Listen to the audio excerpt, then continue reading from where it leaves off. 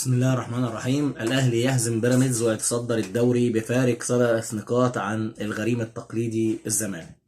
الأهلي النهارده قدر يفوز على بيراميدز نتيجة تقيلة جدا عكس سير المباراة تماما. 3-0، 2 لعمرو السولية وواحد لحسين الشحات. كورة جت في رجل اللعيب بيراميدز وغيرت اتجاه.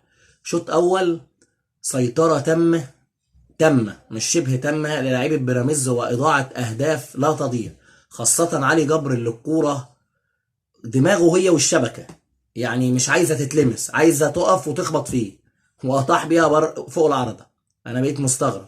وهدف للأهلي على عكس سير المباراة تماما، من شوطة لعمرو السولية في وسط الجون وفي إيد الحارس أحمد الشناوي اللي عليه 500 علامة استفهام في ماتش النهارده.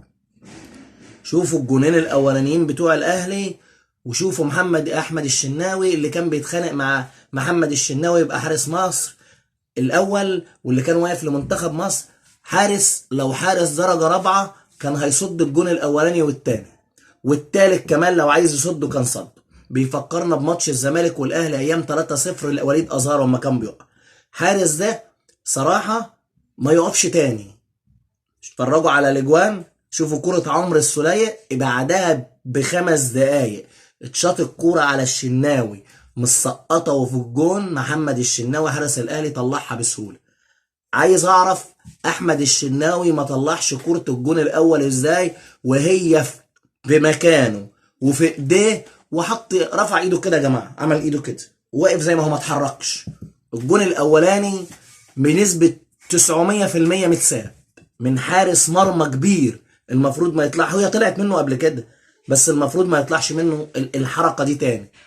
الجون التاني بقى اللي جابه الاهلي في الشوط التاني. الشوط الاول كان وان سايد جيم، ضغط متتالي وماسك كوره من بيراميدز، والشوط الاولاني يخلص 4-5. كان حظ غير طبيعي، حظ غير طبيعي لبيراميدز. الشوط التاني كان سجال ما بين الفرقتين، برضه السيطره من بيراميدز بس الاهلي كان انشط من الشوط الاول. الجون التاني للاهلي، معلول رفع الكوره ولا حسين الشحات رفع الكوره، عمرو السولية لعبها كده، الكوره راحت في الزاويه البعيده اللي في ايد الشناوي. الراجل اول ما قربت تدخل جول راح طاير عليها الطيره الايه الهكس كده عشان يثبت النتيجه. اقسم لك بالله العلي العظيم حارس سايب المباراه. انا بقسم بالله العلي العظيم ان احمد الشناوي سايب الماتش بتاع النهارده. الجون الاولاني منه مش خطأ، جون متساب. الجون التاني نفس الوضع، والله العظيم 3 سايب الماتش. وشفت الاعداد، وبعد ما شفت الشوط الاول اتاكدت ان الحارس سايب الماتش، واتاكدت ان الاهلي اقسم بالله هيكسب الماتش بسهوله بالحارس احمد الشناوي. يعني حارس مرمى لو شريف اكرامي وعنده اخطاء، الخطأ بتاع شريف اكرامي سواء في بيراميدز او في الاهلي كان بيبقى فضيحه. جوان ما تدخلش وكور بيصدها، انما تسيب الماتش كور في ايدك وسهل ان انت تمسكها. الجون الاولاني ده معلش لو انا واقف هطلع الكوره بايدي كده، ده الكوره في زاويتي ومتشاطه جامده وفي ايدي كده، هعمل ايدي كده، ده انت عملت ايدك كده، انت بتقول لها ادخلي. والجون التاني الكوره ملعوبه بالدماغ بالراحه خالص وانت بتطير بعد الكوره، والاعداد مبينه كل حاجه يا جماعه. والجون التالت خبطه في رجله وبرده كنت ممكن تطيرها كده مش تدخل بيها الجون.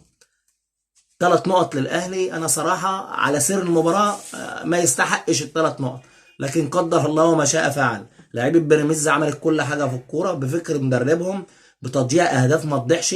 هي مشكله بيراميدز يا جماعه الاهداف اللي هي عايزين يدخلوا بالكوره المرمى. يعني هاتوا كده احداث الشوط الاول، اتفرجوا على الشوط الاول، شوط غريب جدا. فريق ماسك من الدقيقه الاولى للدقيقه الرابعه من الوقت بدل الضايع، عمال بتضيع في جوان ما تضيعش. الشناوي يعمل الكره تتعرض تعدي من قدام اللعيبه، علي جبر يحط الكره بدماغه والشبكه فاضيه مش عايزه اصلا، يعني يقف يغمق كده ويديها ظهره وتخبط في ظهره وتدخل الجون. الكور بالمنظر ده مع استحواذ ولا 80%، وكوره شوطه اي حارس مرمى مبتدئ معلش يعني هيصدها.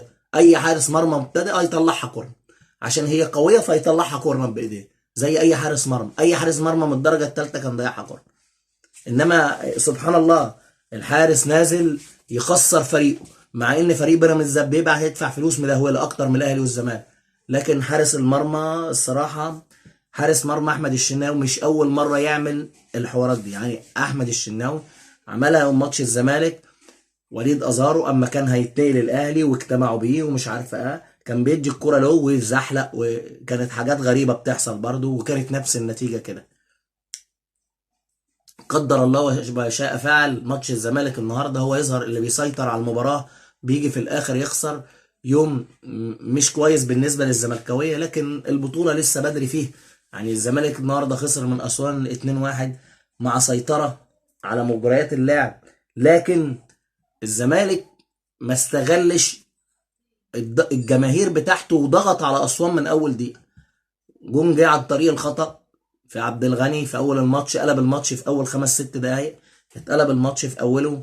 فالزمالك وما لحقش نفسه. الزمالك كان المفروض شوط اولاني ما كانش عدى الا لما احرز اهداف عشان يستريح، لكن الزمالك ما عملش كده، فتنه ماشي بالمباراة. وكل ما الوقت بيعدي، وكل ما فرص بتضيع، كل ما الفريق التاني بيبقى انشط، بيبقى ذهنيا مركز اكتر، وانت بتبقى متوتر. فده اللي حصل النهارده في الماتشين. يعني انا ماتش الاهلي، يعني سبحان الله، يعني النتيجه النهارده عكس سير المباراه.